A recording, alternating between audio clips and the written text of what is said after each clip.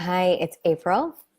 For those of you who don't know, I am the founder of the Love and Loss Project, and I just wanted to share a couple things with you today.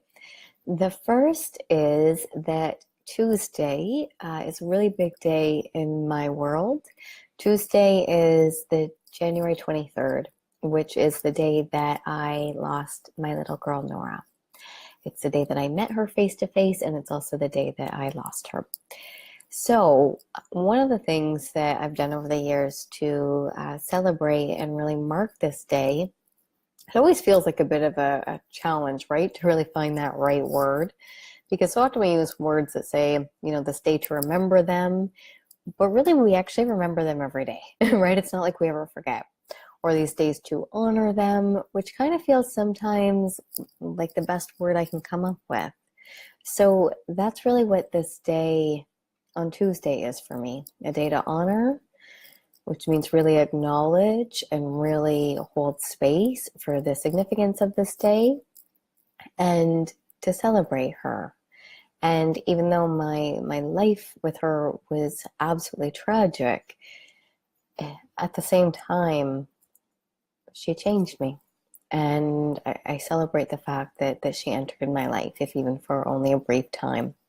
So, what I am really asking you to do is to join me on Tuesday and complete a random act of kindness in memory of your little baby. So, it's super simple. You can perform any act of kindness that you can think of, whether that is buying coffee for the person behind you in line, whether that is running an errand for maybe a neighbor that can't get out of the house very easily. Whether that is sending a card to someone who's been really supportive for you as you've been going through this experience. And I want you to complete this random act of kindness in memory of your baby and share it with me here or in our group, or tag me at Love Loss Project, or use the hashtag Wave of Love.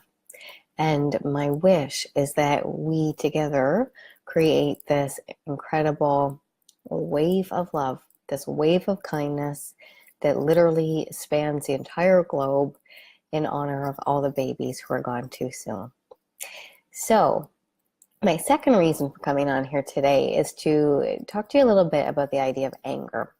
This is such a big topic, right? Because when we go through the loss of a little one, there understandably is so many legitimate layers and legitimate reasons of things to be angry about.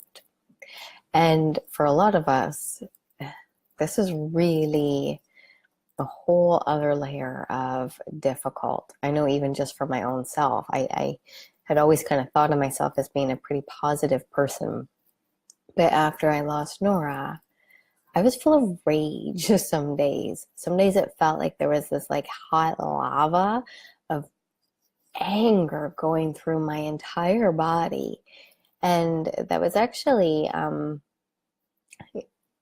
one of those hard pieces that I had to kind of also deal with in and of itself. And so it's something that I get a lot of questions about. And so I'm sharing a few things, 3 things that I think are really important to know about anger as you are going through your experience and finding your way through this.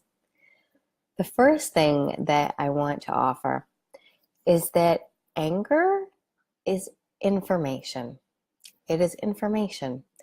Anger is really, it's like our system's warning lights, right? It is like our system's electric fence that kind of goes off, right? And when we feel anger with the people around us, is often a signal, I would say is almost always a signal, that our boundaries are being crossed. Now, when we're going through infant loss, this stuff gets really complicated, right? Because there's kind of that idea of how much of this is me, how much of the problem is just that I'm overreacting, how much of this is just I'm mad at the world right now. Because part of that's valid, right? We kind of know that when it feels like hot lava is going through us, because we're so full of just anger at how this even happened to us, and anger over the loss, that we are a bit supercharged. We are more irritable. right? Our fuse is shorter. It just is. So I think it's really important to just kind of acknowledge that that is inevitable. It just is. And when we know that, then we can kind of cut ourselves a little bit of slack to say, of course, it's inevitable that I'm going to be a bit angry at the world right now and probably everybody in it. But when it comes to when you're specifically upset about some of these lines that are crossed for you, about some of the things that people say that is maybe hurtful, or some of the things that people do that doesn't feel okay, this is valid, right? We have to kind of start treating the information as being valid, because that's what anger is. It is information that your boundaries are being crossed. Because just because I am in a state, let's say this is the case, just because I am in a state, let's say this is my earlier time of my grief, that I am supercharged with all this anger. And somebody says something really stupid to me like, well, at least you can get pregnant. Or, here's what you need to do. You just need to kind of push on and get your stuff together and it's time to move on, right? Is it true that I'm probably overreactive on some level? Sure. But it's also true that this person has really just hurt our feelings and that they've said something or done something that doesn't feel okay. And the thing that I see a lot of women get stuck in is this idea that we don't want to have conflict with people. We don't want to get in a fight. We don't want this to get messy. And we certainly don't want to be the woman who's being irrational and crazy, because that's sometimes what it feels like, or that's sometimes what people tell us that we're acting like. When really, I think that this information, this anger, is showing you that there is a need. If I'm upset because somebody's saying you should just go to that baby shower anyways, and if you're a good friend, so-and-so's always been there for you, you should just show up and be there for her, and you feel angry about that, that's really good information that there's a need here. I have a need to feel better understood. I have a need for more support. I have a need to be able to feel like it's okay to put my needs first a little bit here. And I have this need to be able to take care of my grief without feeling like I have to compartmentalize that in order to keep the peace with everybody around me.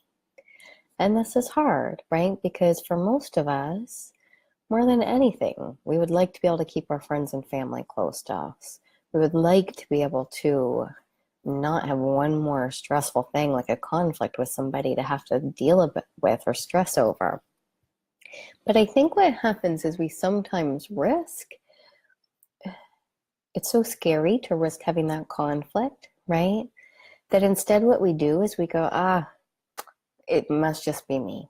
I'm probably just overreacting. And you know what? I'm going to take the high road and I'm just not going to say anything. And I just want to point out that I think that whenever we kind of catch ourselves using language like, I'm going to take the high road and I'm not going to say anything to this person who's hurting me. Thanks for the likes. Hi, April. That what we're really doing is we're just trying to trick ourselves out of being pissed off when you probably have every right to be pissed off, right? And so what we're really doing when we say, I'm just going to take the high road and not say anything here, is we're really just saying this feels scary to have a fight. This feels like a stressor I don't want to have to deal with. And that's totally understandable that you don't want to have to deal with this, right? I get that. It's not fair, especially when you have so much other stuff that you're trying to carry and navigate. But I think we have to be careful about how we opt out of being transparent or letting our needs be seen. Because I would encourage you to really just think about every time you catch yourself feeling angry, ask yourself, what is the need that I'm having here? What is my boundary that is being crossed? Because anger, it is like the security alarm of our well-being, right? This is this thing that tells us that our feet are getting stepped on a bit.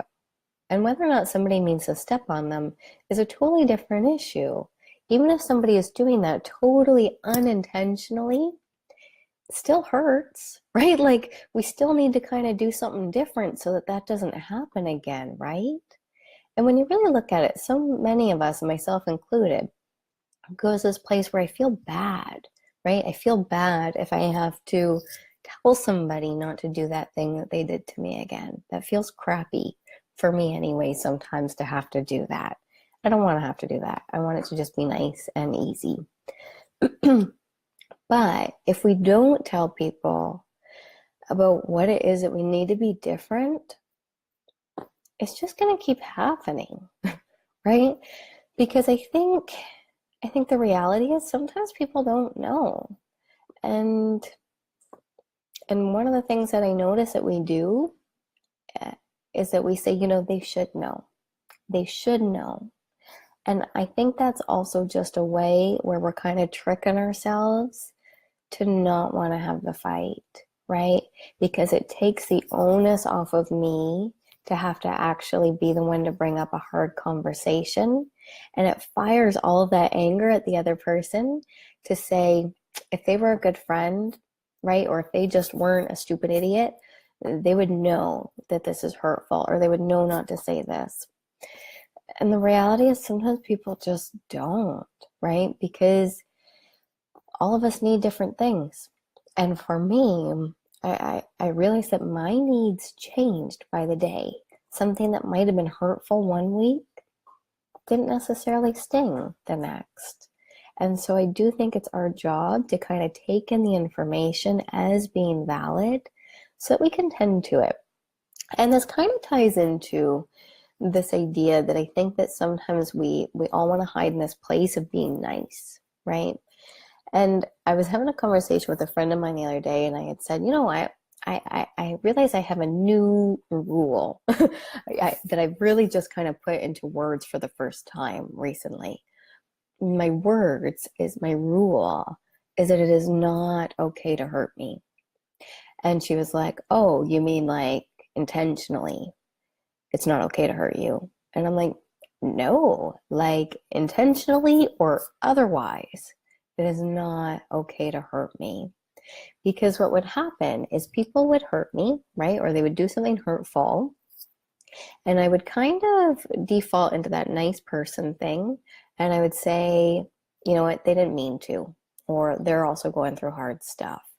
Or, you know what, that's just the way that they are. And this idea that they didn't intend to be a jerk to me really eclipsed the fact that I was tolerating and putting up with behaviors and actions that really weren't okay. Because in my mind, I'm being the bigger person here in some level.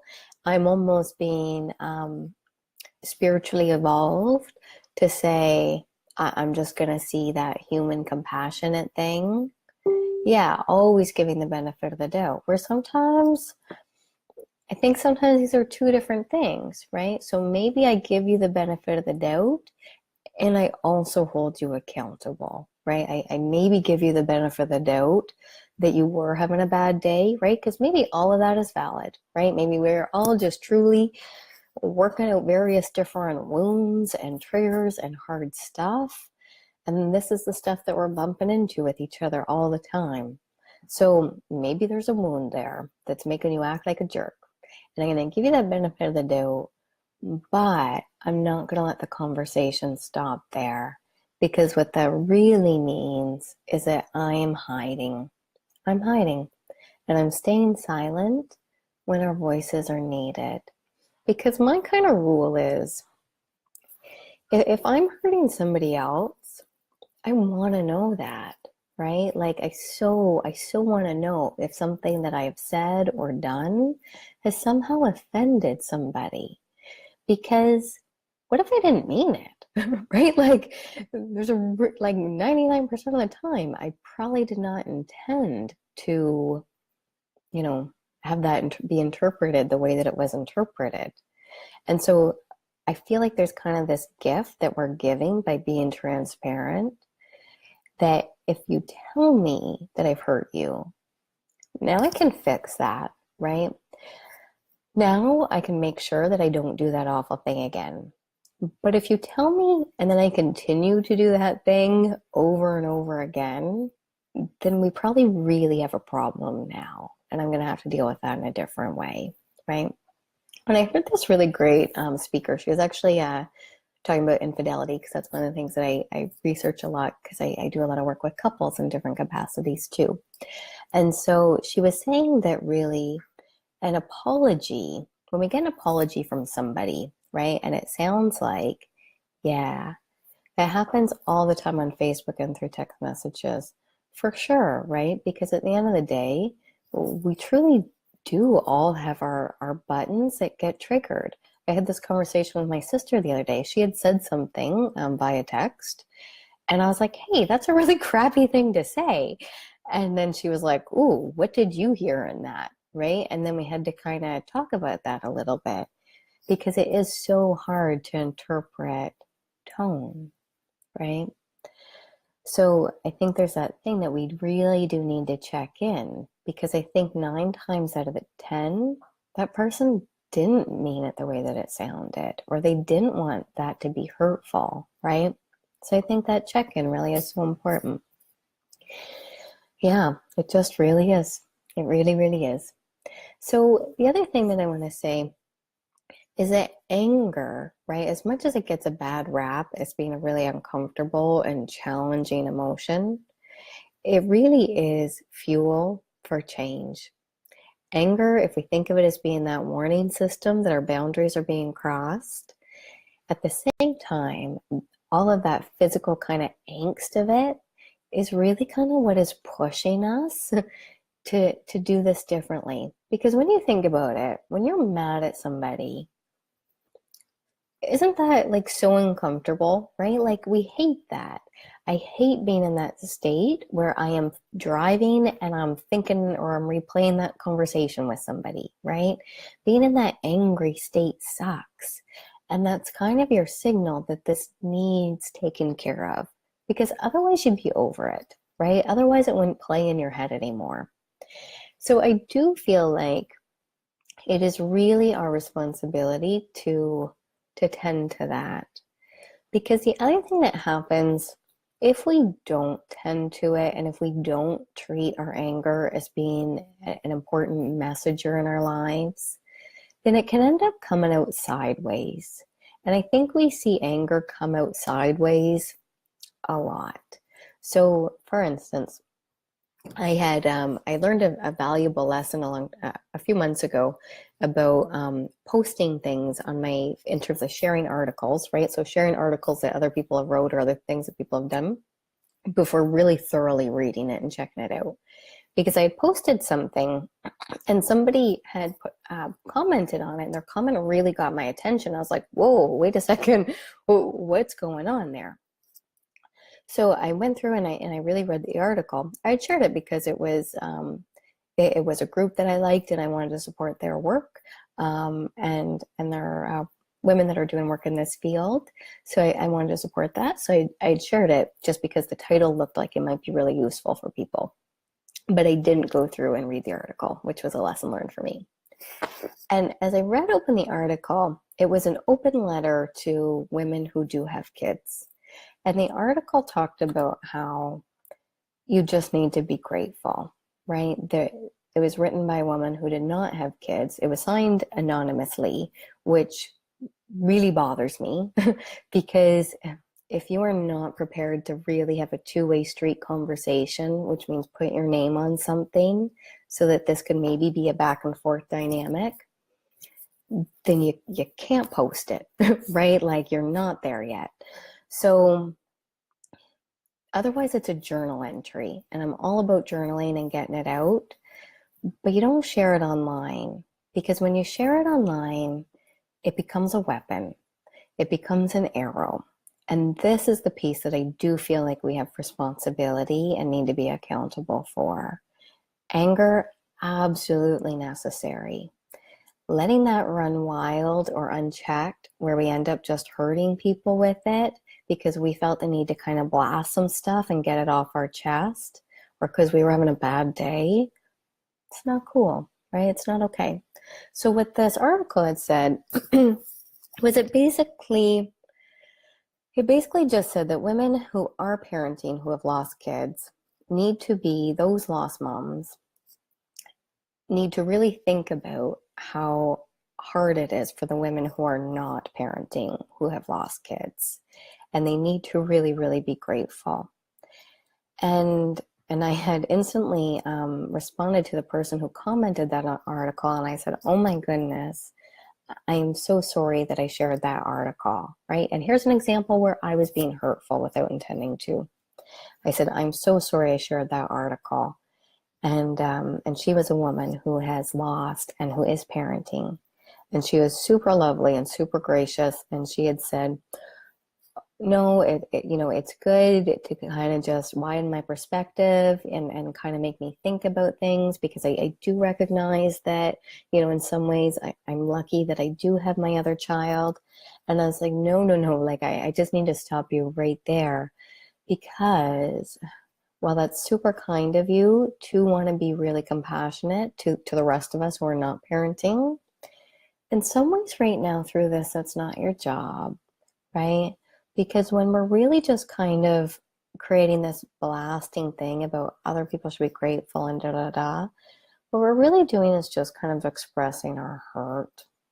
Because all that does is really devalues how hard it is for other people. Because at the end of the day, each of our path through this might look differently, but the bottom line is that we're all hurting, right? The bottom line is that we are all going through the worst stuff imaginable. And while I certainly get, that idea kind of behind that, and I'm compassionate to, the woman who had written that article anonymously and for her pain, because I certainly get that. I've been in that painful, scary spot. You can't just unleash that into the world, right? That's a part where we end up creating more harm and more damage around us, because all that was an attack. There's really no place for that to continue in any kind of productive way. It was really just a way of getting the anger out and attacking somebody else. You should be grateful. You should be happy. You should think about my experience and use it to, appreciate your kids more. Well, what we're really just saying is that they're being a jerk for not already doing that, right? And I think this is where it comes back to the need, because even in this is a valid need. I have a need for more support. Otherwise, I wouldn't be feeling the need to attack somebody else and tell them that they should be happier. So this stuff gets complicated, right? But I think that really is just truly where responsibility lies. Do you have absolute right and every valid reason under the sun right now to be pissed off at the world? Absolutely, right? Absolutely we do. But this is where I think these things of really treating our anger as if it is sacred and important, and if it's a messenger, is really important, because then we end up not just blasting at somebody with a comment, or not just writing a seething open letter on the internet with no accountability of who wrote that, right? That's kind of where this stuff comes out sideways. And then we're just creating more harm. So I hope that's helpful for you guys. I want to remind you one more time that the Wave of Love is on Tuesday. It would seriously mean the world to me to see some acts of kindness being completed in memory of your last little ones. This for me is a day that I take the day off, right? Somebody was trying to schedule something with me, and I was like, I tentatively have a mental breakdown scheduled from 8 a.m. till 10 p.m. on Tuesday, the 23rd, because that's my daughter's special day, and I don't want to put myself in a position where I am shortchanging my own experience and my own heart and healing that day. Thank you. Because that's kind of what happens, right? That really, if we're kind of leapfrogging over that to go and perform or go to work or do whatever the things are that we need to do, then we, I think, risk that we're having to in some way turn it off. And this stuff is so worthy of your care and your time and your attention. So if you've got at any point in time through any of this. I think it really is important to. Sasha's like digging around here, so I'm going to bring her over to say hi. Hello. So I think it really is important to just let yourself do what you need to do. And yes, some people are possibly going to be disappointed or frustrated, or they don't like it when you really start putting your own needs first in this different way.